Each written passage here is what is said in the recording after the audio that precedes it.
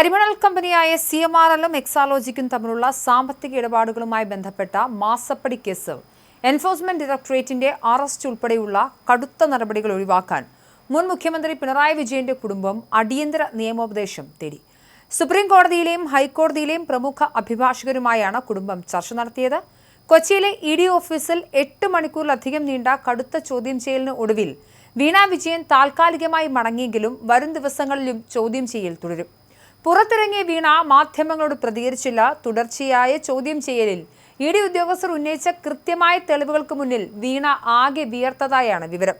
കേന്ദ്ര ഏജൻസിയുടെ ചോദ്യശരങ്ങൾക്ക് മുന്നിൽ കടുത്ത മാനസിക സമ്മർദ്ദത്തിലായ വീണയിൽ നിന്നും EDക്ക് ലഭിച്ചത് വൈരുദ്ധ്യങ്ങൾ മാത്രമുള്ള മൊഴികളാണ്. കമ്പനി ഉദ്യോഗസ്ഥരുടെ മൊഴികളും ഡിജിറ്റൽ രേഖകളും മുൻനിർത്തി ചോദ്യം ചെയ്തപ്പോൾ പലതിനും പരസ്പര ബന്ധമില്ലാത്ത മറുപടിയാണ് ലഭിച്ചത്. ഈ രേഖകളും മൊഴികളും വിശദമായി വിശകലനം ചെയ്ത ശേഷമായിരിക്കും EDയുടെ അടുത്ത നീക്കം. ഡൽഹിയിലെ ഉന്നത നേതൃത്വത്തെയും കാര്യങ്ങൾ ബോധ്യപ്പെടുത്തും. അതിനുശേഷമാകും വീണയെ അറസ്റ്റ് ചെയ്യണോ എന്ന് തീരുമാനിക്കും. കരാറുകളോ സേവനങ്ങളോ നൽകാതെ മാസപ്പടിയായി വൻതുക കൈപ്പറ്റിയത് കള്ളപ്പണം വെളുപ്പിക്കൽ നിരോധന നിയമത്തിന്റെ പരിധിയിൽ വരുന്ന കുറ്റം തന്നെയെന്ന നിഗമനത്തിലാണ് ED. ഇതോടെ വീണ EDയുടെ നിയമപരമായ ചക്രവ്യൂഹത്തിൽ അകപ്പെട്ടതായാണ് സൂചന. ഇന്നലെ രാവിലെ 10:30 ഭർത്താവും മുൻ പൊതുമരാമത്ത് ടൂറിസം വകുപ്പ് മന്ത്രിയുമായ PA മുഹമ്മദ് റിയാസ് MLA-ക്കൊപ്പമാണ് വീണ കൊച്ചിയിലെ ED ഓഫീസിൽ ഹാജരായത്. ED ഓഫീസിന് മുന്നിൽ കനത്ത സുരക്ഷയാണ് ഏർപ്പെടുത്തിയിരുന്നത്.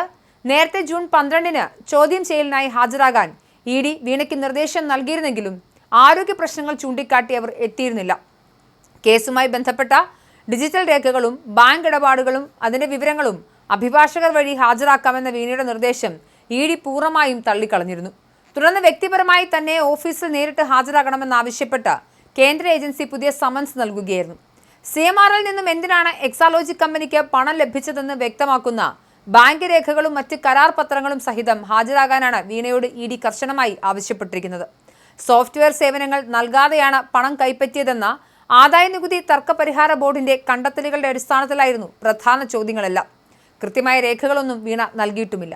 ഈ കേസുമായി ബന്ധപ്പെട്ട് CMRL joint managing director Sharan S Kartha, director Jaya S Kartha എന്നിവരെ കഴിഞ്ഞ ചൊവ്വാഴ്ച ED വിശദമായി ചോദ്യം ചെയ്തിരുന്നു.